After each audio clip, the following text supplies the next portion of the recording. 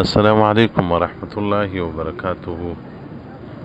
خیر د ښځو ښه د ښځو کومه واده راسي د رسول الله صلی الله علیه و آله و صحبه وسلم د لور څخه وپېژنو. هغه ښځه چې خیر سوه، هغه ښځه به په قبر کې هم خوشحاله وي، هغه ښځه به جنت ته هم ځي، او هر هغه ښځه چې پر دغه نقش قدم باندې نه ځي، هغه له ځان سره ظلم کوي، له ځان سره جفا کوي. هغه ښځه به بیا د اور خوراک ګرځي، هغه به بیا دوزخ ته ځي. محمد رسول الله صلی الله علیه وسلم صحابه کرامو ته څه فرمایي؟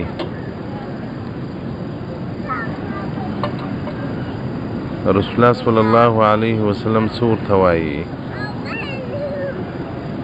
ما خیر للنساء، چش خیر د ښځو لره. یا بل روایت کې دی راځي چې کمې دي خیر د ښځو، ښې ښځې کمې دي. یوه صحابي به دا تعریف وکړي، بیان یې وکړي چې خیر د ښځو هغه ده چې د خاوند خدمت کوي، د خواښ خدمت کوي، د کور خدمت کوي. رسول الله صلی الله علیه وسلم ورته وویل دغه ښه کارونه دي. نه، خیر د ښځو کومه یوه ده چې هغه داسې عمل د ښځې دپاره چې دا په ځان کې راولي، نو دا نیکه سوه، دا فرهزګاره سوله، دا عابده سوله، له متقینو څخه سوله. الله به حساب نه ورسره کوي، جنت ته به بې حسابه ځي، او الله به رحم ورباندې کوي، اولادونه بیا صالحان و نیکان راځي. هغه ښځه کومه یوه ده؟ بل صحابي بول یا رسول الله هغه ښځه خیر ده چې ولور یې کم وي. رسول الله صلی الله علیه وسلم ورته وویل دا خو صحیح خبره ده چې ولور یې کم وي، هغه ښځه خیر ده. نه، خیر د ښځو راوښایست. بل صحابي بیا دا ورته وایي چې ډېر تلاوت کوي، ډېر لمونځونه کوي. بیا به رسول الله صلی الله علیه وسلم ویل خیر د ښځو راوښایستم. سوال مې کړی دی، جواب یې راکړ. علي رضی الله تعالی عنه فرمایي وایي زه پوه شولم چې موږ نه به پوهېږو، وایي داسې به غلي ووتلم، کور ته ولاړم. فاطمې رضی الله تعالی عنها ته مې وویل چې ستا پلار سوال کړی دی، جواب غواړي له صحابه کرامو څخه. هر یو صحابي جواب ورکړي، هغه د ده د سوال جواب نه وي. فاطمې رضی الله تعالی عنها ورته څنګه خبره یې کړې ده، څنګه سوال یې کړی دی؟ ویل خیر د ښځو کومه ده، یا ښځو ته کوم شی خیر دی؟ فاطمه رضی الله تعالی عنها څه ورته وایي؟ ان لا يرين الرجال ولا يرونهن. خیر د ښځو هغه ده نه چې دا نارینه نه وویني او نه نارینه دا وویني.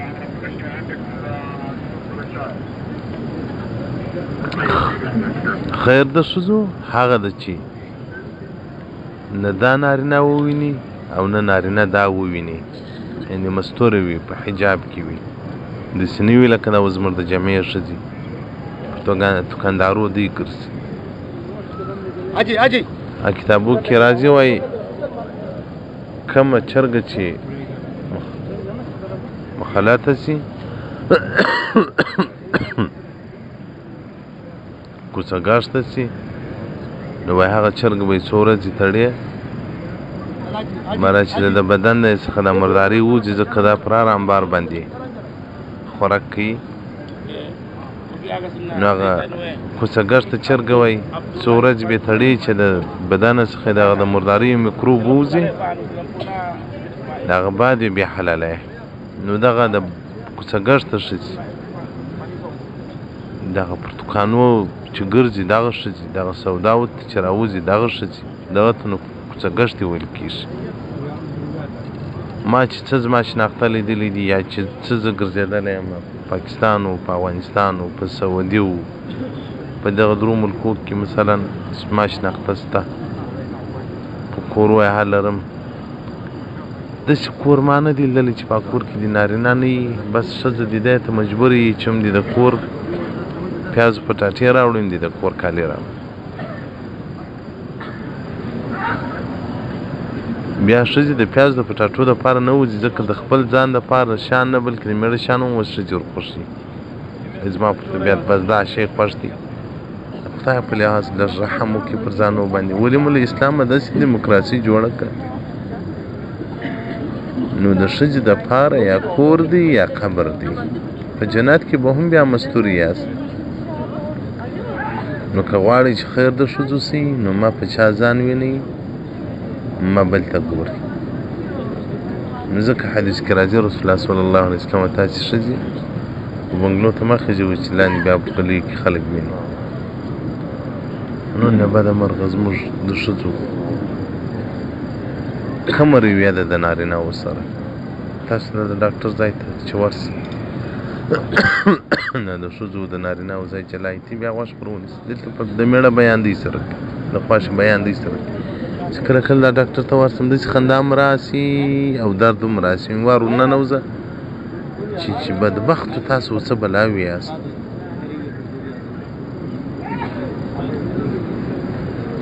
نو محترمینو اوس هغه دور دی چې له ښځو څخه ښځې پټول پر موږ باندې لازم دي. کتابو کې راځي وایي د فساقو په جارو بدو ښځو څخه باید نیکانې ښځې پټ کړي. اوس هغه دور والله لازم راغلی. سړی به خپله معاینه و لور له ښځو راګوري. نو خیر د ښځو هغه ده چې نه بل څوک وویني او نه دا بل څوک وویني. ښځه چې ځي باید ښه بغره یې کړي، چادرې یې کړي چې پکې د دې مخ ټوله پټ وي او مزینه نه وي. قرآن کې راځي الله جل جلاله وایي تاسو د جاهلیت د زمانې د کفر د زمانې لباس مه کوئ، هغه عادات مه کوئ. لا تبرج نه تبرج الجاهلیه. علما کرام وایي دا جاهلیانو د کفر د زمانې په زمانه کې چې به ښځې راوتې ښایسته لباس پې کاوه، بیا به کوڅې ته راوتې، بیا به د همسایه کره کړلې، بیا به یو خوا ته وتلې. نن زموږ پښتانه علی العموم ما سوا له بعضو کورو څخه ټول دغسې سوي دي چې مېړه کالي ورته راوړي ښځې ته د اغوستلو دپاره، ځان دپاره یې ورته راوړي چې ما د ځان ښایسته کوه. دا چې د باندې ووځي وایي هغه ښځه چې د باندې راووځي د نارینهوو سترګې د دې پر بدن لګېږي، دغه ښځه والله لازم د الله په قهر په غضب کې وي تر هغه وخت چې بېرته کور ته ننوځي.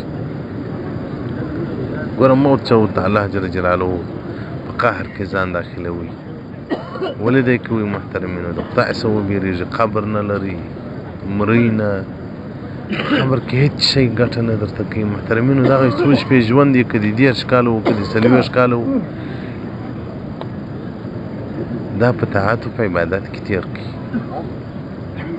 زموږ زمانې اوس ښځې چې دي نیمه ورځ په بازارو کې تېره کړي، ماښام بیا په ټلیفون اخته وي.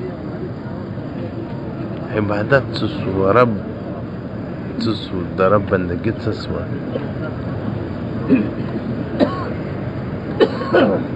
نو خیر د ښځو هغه ده چې نارینه یې نه وویني او نه دا نارینه وویني.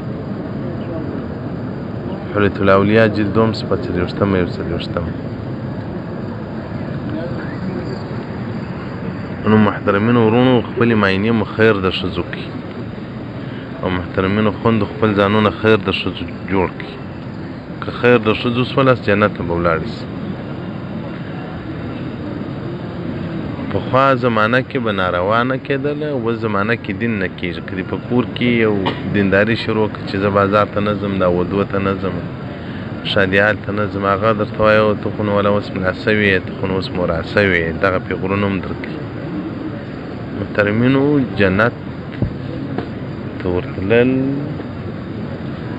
دا هم پیغورونه غواړي، هم به تکالیف پر ځان ګالي، هم به پیغورونه پر ځان ګالي، هم به قسم قسم خبرې ګالي، خو جنت ته به ځان رسوي. اوس انسانان نیک ښه کارونه نشي کولی د نورو خلکو په وجه باندې هغه پیغور ورکوي. ته نو څنګه بې ځایه سپګرت کوي؟ نو دا ښځې چې بازارو ته ځي یا دا شادي حال ته ځي، ودو ته ځي، کوزدو ته ځي او هلته نارینه وویني، دوی نارینه وویني، دغه ښځې خپل ځان خپله د دوزخ کندې ته وراچي، د دوزخ و کندې ته ځان ورغورځي.